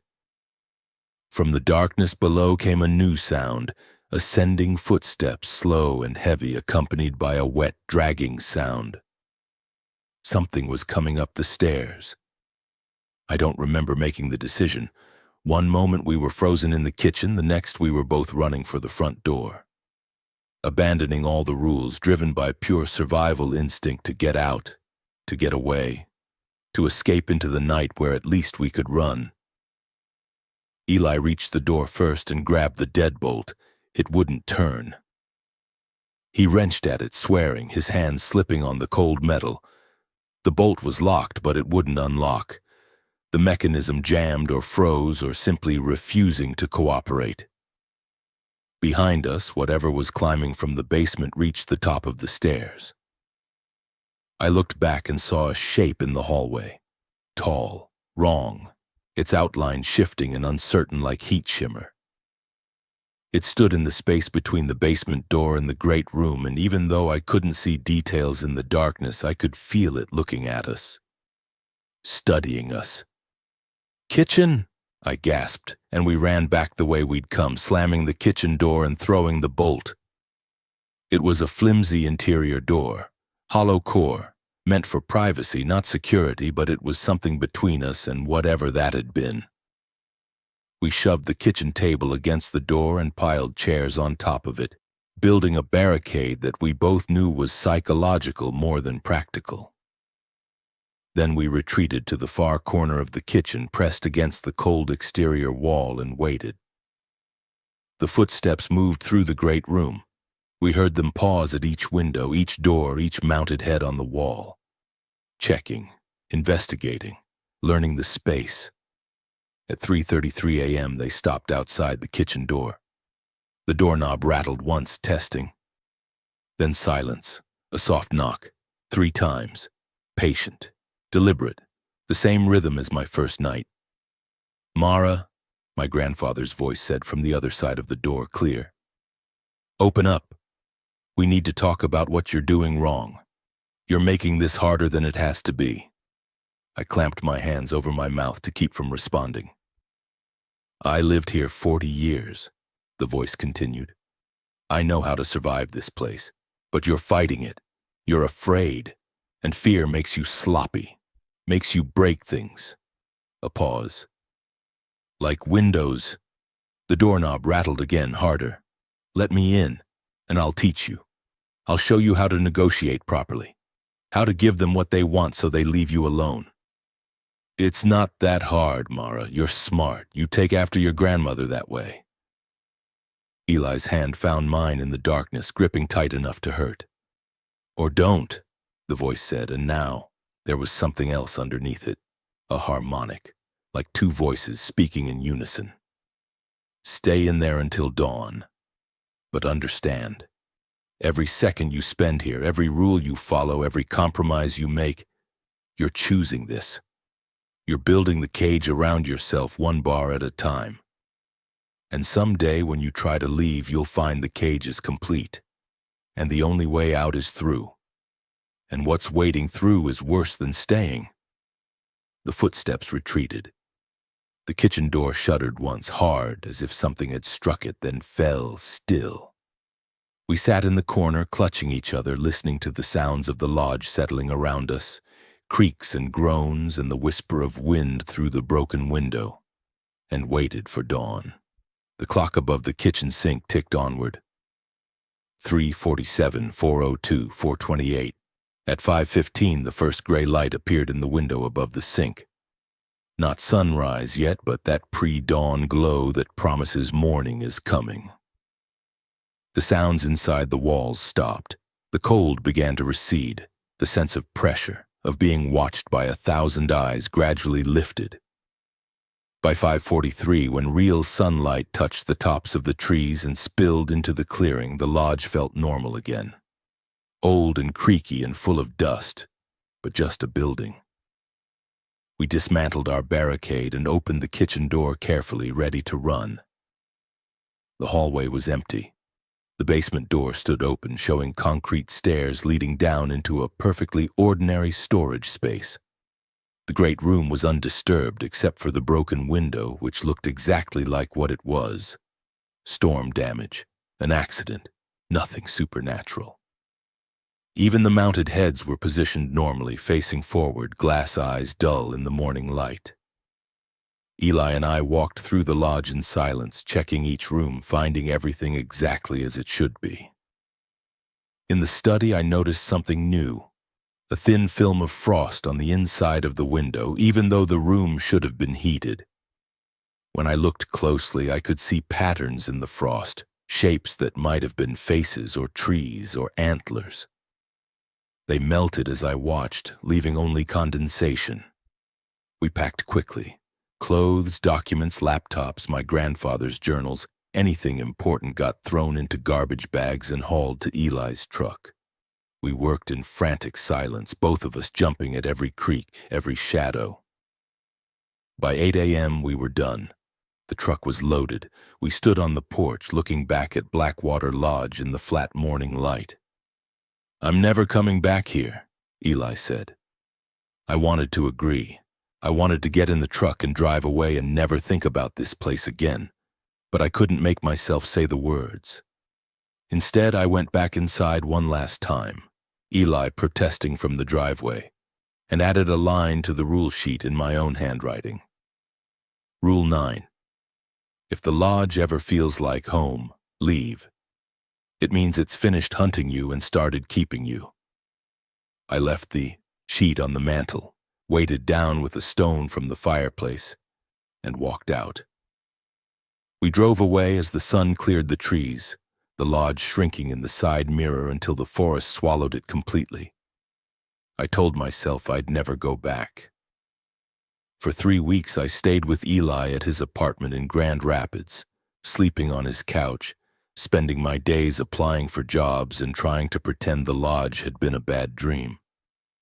Eli didn't talk about what we'd experienced. He'd thrown himself into work, taking extra contracts, staying busy from dawn to late evening. When he was home, he drank more than usual and kept all the lights on. Neither of us discussed what we'd heard and seen. It was as if we'd made an unspoken pact. If we didn't acknowledge it, it couldn't follow us, but I knew better. Small things kept happening, wrong things. My phone would ring in the middle of the night showing local Michigan numbers I didn't recognize. When I answered, and I always answered, unable to stop myself, there would be silence on the other end. Not dead air, but listening silence, the kind where you can tell someone's there, breathing softly, waiting. Once I heard my grandfather's voice whisper, "You forgot something," before the line went dead. I'd dream about the lodge every night, not nightmares exactly, but memories that felt too vivid, too detailed. I'd walk through the great room and notice new mounted heads on the walls. Animals I didn't recognize with eyes that followed my dream self as I moved. I'd hear footsteps in the rooms above me and know with dream logic certainty that they were my own footsteps from the future walking through the lodge I hadn't yet returned to. I'd wake up sweating, disoriented, sometimes convinced I could smell the lodge. Pine wood and old leather and something organic underneath like soil and decay. The worst was the pull, that's the only way I can describe it. A constant low-level compulsion to go back. Not strong enough to make me act, but always there like an itch I couldn't scratch or a word on the tip of my tongue. I'd catch myself looking up directions to Blackwater Lodge. I'd start to compose emails to property managers about listing it for sale, then delete them. I'd lie awake at night thinking about the journals I'd left behind, the documents I hadn't finished reading, the questions I hadn't answered. You're building the cage around yourself one bar at a time. Eli noticed. He didn't say anything, but I'd catch him watching me with an expression that was part concern, part fear, as if he thought I might disappear one night, and he'd find me back at the lodge following rules I couldn't break. In the 4th week, I drove to Millstone. I didn't plan it. I woke up early on a Saturday, told Eli I was going for a drive to clear my head, and ended up on County Road 47 before I'd consciously made the decision. The trees formed their familiar tunnel, branches overhead filtering the autumn sunlight into shifting patterns. I didn't go all the way to the lodge. I stopped about a mile out, at a wide spot in the road where hunters sometimes park during deer season, and sat in my car with the engine running. From here I couldn't see the building, but I could feel it. That same pull, stronger now, insistent, welcoming. I called Reed Morrison. He answered on the 3rd ring, his voice gruff and suspicious until I identified myself. "You back at the lodge?" he asked immediately. "No, I left 3 weeks ago." A long pause. "But you're thinking about going back?" It wasn't a question. "I can't stop thinking about it," I admitted. About the things I didn't understand, the rules my grandfather crossed out, what happened to the people in those photos, how it works, what it wants. "Stop," Reed said firmly. "Stop asking questions. Every question you ask is like sending out a fishing line, and that place is really good at grabbing the hook." but if I understood it, your grandfather understood it, didn't help him. He still spent 40 years trapped there, following rules that kept changing, negotiating with something that doesn't negotiate in good faith. You want that life? I looked through the windshield at the wall of trees, the road disappearing into shadow. I just want to know why, I said quietly. Why that place? Why my family? Why are we connected to it? Reed sighed. Your great-great-grandfather, Samuel Halpern, was part of the logging crew that first cleared this area in the 1920s. They found something in the woods around the lake, some kind of old site, stone formations that didn't look natural. Samuel thought they were valuable and wanted to study them. The company wanted to blast them out and keep logging. He paused, and I heard the clink of glass, a swallow. Samuel made a deal with the company foreman. He'd buy the land around the lake, preserve the stones, and the company could log everywhere else. They agreed. He built the lodge as a hunting club, tried to make money off it, but people kept leaving, saying they felt watched, saying the forest wasn't right. By the time Samuel died in 1947, the place had been abandoned for years. It passed to his son, who never set foot there, then to your grandfather, who thought he could reclaim it, and now to you. So it's a curse? I asked. Some kind of family curse? It's a connection, Reed said. Samuel disturbed something that shouldn't have been disturbed, and it's been watching his bloodline ever since. Waiting. Learning. Your grandfather thought that if he could understand the rules, he could break the connection. But I think the opposite's true. The more you learn, the more it learns about you. Then what do I do? Sell the property, or let it go to the state for back taxes, or burn it down? Though I'm not sure that would work. Just don't go back, Mara. Don't let it finish whatever it started when you stayed that first night. I thanked him and ended the call. Then I sat in my car for another 20 minutes, staring at the road, feeling the pull like a tide. Finally, I started the engine and turned around. But I knew, in the hollow place behind my ribs where fear lives, that this wasn't over. Over the following weeks, I tried to move on. I got a job doing remote social media management for a Detroit-based marketing firm. I started looking for apartments I could afford. I went through the motions of rebuilding my life, but the pull never faded. If anything, it grew stronger. I'd see the lodge in reflections, not my own reflection, but through reflections, like looking through a window. A shop window in Grand Rapids would show me standing on the lodge's porch instead of the city street. The bathroom mirror in Eli's apartment would, for just a second, reveal the great room behind me. The mounted heads turned to watch. Once, while working at a coffee shop, I glanced at my laptop screen and saw, reflected in the dark glass, my grandfather sitting at the long wooden table in the lodge, writing in his journal. He looked up and met my eyes, and his lips moved. Come home. I slammed the laptop shut, and when I opened it again, there was only my normal desktop. Eli started avoiding me. Not obviously. He was still kind, still let me stay, but I could feel him pulling back, spending more nights at his girlfriend's place, taking weekend trips to visit friends.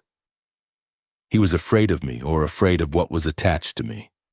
I couldn't blame him. In early December, I got a call from the Millstone County Clerk's office.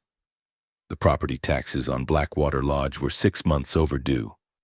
As the legal inheritor, I needed to either pay them or start the process of transferring the property out of my name. We can give you until January, the clerk said, Omoda, but after that, we'll have to begin foreclosure proceedings. I should have been relieved. This was the escape Reed had talked about. Let the county take it, let someone else deal with the burden. Instead, I felt panic. A certainty that if I lost legal ownership of the lodge, I'd lose something essential. Some part of myself was already there, and severing the connection would mean cutting away that piece, leaving me incomplete. I paid the taxes with money I didn't have using a credit card I'd just gotten approved for. That night I dreamed I was walking through the lodge and it was different. The mounted heads were gone, replaced by framed photographs of myself at different ages, childhood, college, recent. In each photo I was standing in the lodge, wearing different clothes, living different days. In the dream I understood these weren't photos of possible futures. They were documentation of days that had already happened in some version of reality. Times I'd been at this lodge without remembering. The lodge was showing me that I'd never really left. I woke up crying. By Christmas I'd made my decision. I told Eli I was moving out, getting my own place. I didn't tell him where. He hugged me goodbye and I felt him shaking. "Don't go back there," he whispered. "Please, Mara, don't go back." "I won't," I lied. I packed my car in the gray light of December 28th. Everything I owned fit in the Honda, a sad testament to how much I'd lost in the past year. As I pulled out of Eli's parking lot, I looked in the rearview mirror and saw him standing at his apartment window watching. He knew where I was going. I drove north through snow that started as flurries and built to a steady fall by the time I reached County Road 47. The gravel road was covered in fresh powder, no tracks marring the white surface. The trees were dark verticals against the gray sky, and the tunnel they formed was so familiar it hurt. When the lodge came into view, I felt something in my chest loosen, a tension I hadn't realized I'd been carrying for months. It looked the same: snow on the roof, windows dark, the clearing pristine and untouched. Waiting. I parked and sat in the car for a long moment, engine running, heat blasting, trying to convince myself to turn around. But the pull was overwhelming now. Not a compulsion, but a recognition. This place was mine. I was its. We'd been connected since before I was born, and fighting that connection had been like fighting gravity. I turned off the engine and stepped out into the cold. The silence was absolute. No wind, no birds, no distant highway noise. Just the soft hush of falling snow and the creak of trees under their white burden. I walked to the front door and found it unlocked. Inside, everything was as I'd left it: the furniture, the mounted heads, the rule sheet on the mantel, but there was no dust. The air smelled fresh, as if the lodge had been maintained in my absence. I picked up the rule sheet and read through all 9 rules, including the one I'd added. Then I set it back on the mantel and went to start a fire. It's been 8 months since I moved back to Blackwater Lodge. I tell people I'm renovating it, that I'm going to turn it into a retreat center or an Airbnb, capitalize on the remote location and rustic charm. I've even started a website with placeholder photos and vague descriptions of authentic wilderness experience. But I haven't had a single visitor. I'm careful about that. The rules have changed, or maybe expanded is a better word. I found 3 more written in my grandfather's handwriting on loose sheets tucked into various hiding places, behind books, under the floorboards, folded inside picture frames. Rule 10. Never bring another person here for more than 1 night. They'll start to see what you see, and the place doesn't like sharing. Rule 11. On the 1st of each month, leave an offering at the edge of the clearing: food, tools, something of value. It maintains the negotiation. Rule 12. If you find new rules that you didn't write, follow them. They're coming from someone who learned the hard way. I follow them all meticulously. The rules give my days structure and purpose. Wake at dawn. Check the doors and windows, maintain the offerings, keep detailed records of every sound, every anomaly, every moment when the lodge breathes in ways buildings shouldn't. I've stopped seeing the mounted heads as decorations. They're cameras, yes, but they're also memorials. Each one represents something that was taken, studied, understood, and returned as a hollow shell. The elk above the fireplace, the one that was here before my grandfather. I think it might be the oldest. I think it might remember when the lodge was first built, when Samuel Halpern disturbed the stones and made his unknowing bargain. Sometimes late at night I sit facing it and whisper questions. I never get answers, but the quality of the silence changes, becomes thoughtful rather than empty. The whistling from the forest is constant now, especially during the dark hours between midnight and 3 a.m. I've learned to distinguish different types. The high musical whistle means they're curious. The low droning whistle means they're feeding. On what? I try not to imagine. The whistle that sounds almost like laughter means they've found something entertaining. Usually an animal that's wandered too close to the lake. I don't go near the lake anymore. That's not a written rule, but I understand it instinctively. The lake is theirs in a way the forest isn't. The lake is the source, the thin place Reed mentioned, and looking into its black water for too long makes me see things moving in the depths that couldn't possibly fit in a body of water this size. I talk to Reed once a month. He calls to check if I'm still alive, and I reassure him that I am, that I'm managing, that the rules are working. He sounds sadder each time, as if he's watching me disappear by degrees into the same trap that caught my grandfather. Maybe he is. Eli hasn't called in 4 months. I don't blame him. The dreams are different now. I still walk through the lodge at night, but in the dreams I'm not alone.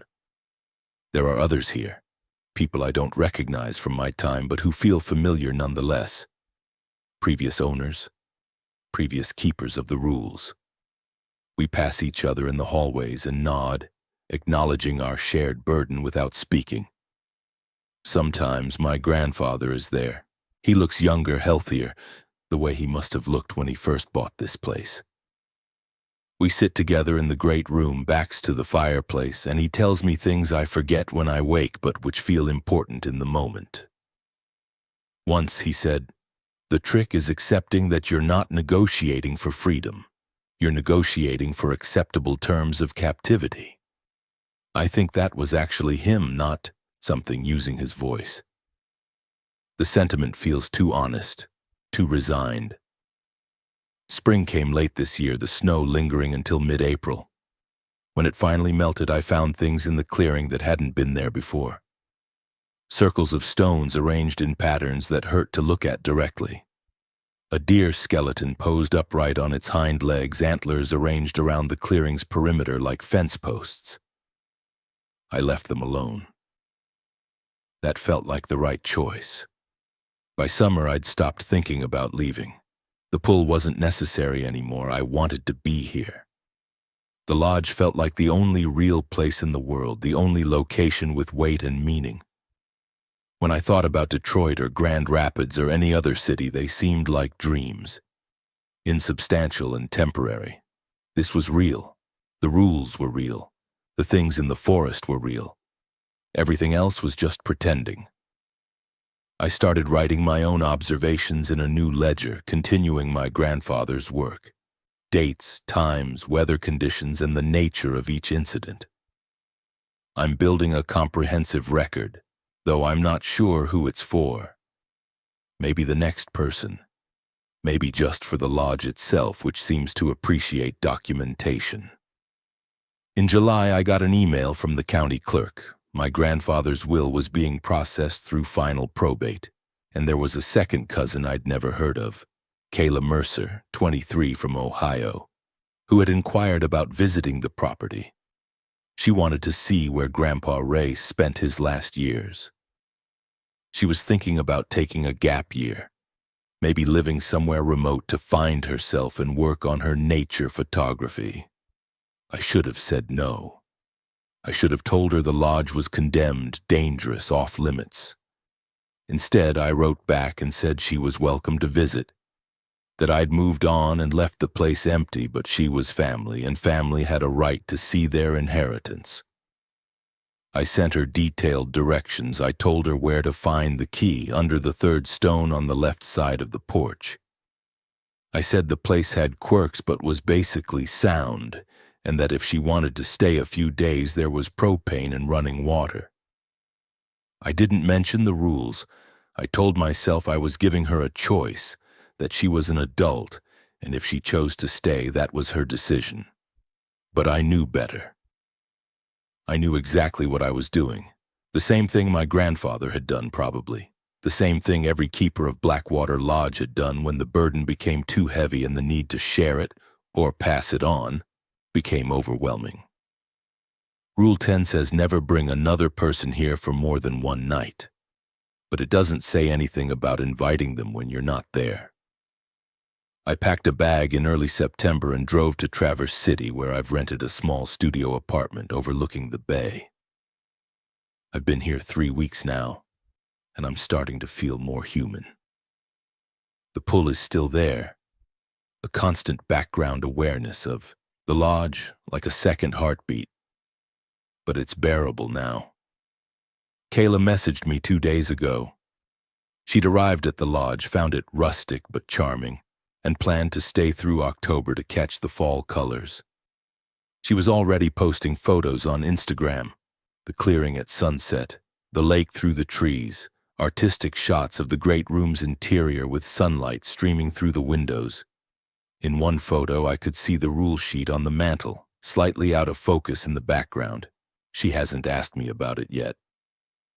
This morning, she posted a new photo, a selfie taken in the great room at dusk. She was smiling, face flushed with excitement, eyes bright. The caption read, "Day 4 at the family lodge." Found some weird house rules, Grandpa wrote. Hilarious old school stuff. We'll definitely be testing these out for content. Stay tuned. In the background of the selfie, visible over her shoulder, the mounted deer heads were all turned slightly toward the camera. I study the image on my phone, zooming in, checking details I don't want to see but can't look away from. In the darkened window behind Kayla, the one facing the tree line, there's a reflection. Not of the great room, but of the forest, and in the forest, barely visible among the trees, are shapes, tall, narrow, waiting. I should call her. I should tell her to leave immediately, to break the rules, to run. But I don't. Instead, I close the Instagram app and set my phone down. I stand at my apartment window looking out over Traverse City's lights reflecting on the dark water of Grand Traverse Bay, and I think about Blackwater Lodge 60 miles north. I think about Kayla, alone there as the sun sets, reading through rules she doesn't understand, laughing at warnings written in blood. I think about what she'll hear tonight when the knocking starts. And I think about how, maybe next spring, when the pool becomes unbearable again, I'll drive back to find the lodge maintained and clean. The rules sheet updated with a 10th line in handwriting that isn't mine, and another keeper following the rhythms that the lodge demands. The cycle continues. It always continues. My grandfather spent 40 years learning that lesson. I learned it in 8 months. How long will it take, Kayla? My phone buzzes. A new message from her. Hey, Mara. Quick question. What does Rule 3 mean about the curtains? Just want to make sure I understand before it gets too late. Also, did you have problems with the back door lock? It's kind of loose. I stare at the message for a long time. Then I type, back door needs to be locked before sunset. It's important. The curtain thing is just an old superstition, but the door lock is serious. Make sure it's secure. I hit send before I could reconsider. One rule. I've given her one rule to follow, and if she follows it, she'll want to understand why. And understanding will lead to belief, and belief will lead to negotiation, and negotiation will lead to exactly where I am now. Far enough away to breathe, but never far enough to be free. The phone buzzes again. Okay, thanks. Will do. This place is so peaceful. I can see why you loved it here. I turn off my phone and pour myself a drink.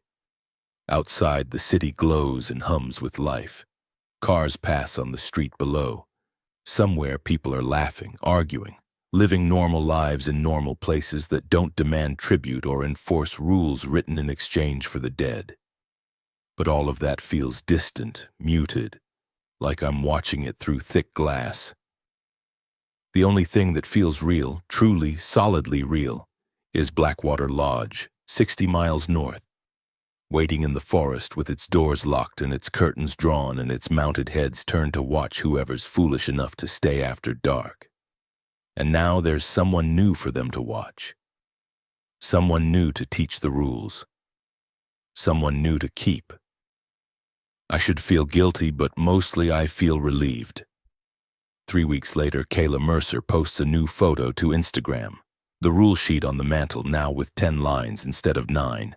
The caption reads, "Found out why Grandpa wrote these. Will explain everything in my next post." That next post never comes. Her last Instagram activity is a story posted at 11:47 p.m., showing the view from the front window, darkness, trees, and nothing else. The caption is a single word: listening. The account goes silent after that. But if you look at Mara Halpern's location data from her phone, subpoenaed months later during a welfare check after Kayla's family reports her missing, you'll see that despite claiming to be in Traverse City, her phone pings off a single cell tower consistently, the one servicing County Road 47 in northern Michigan, approximately 1 mile from where Blackwater Lodge sits in the forest. She's been there all along, following the rules, waiting for the next one.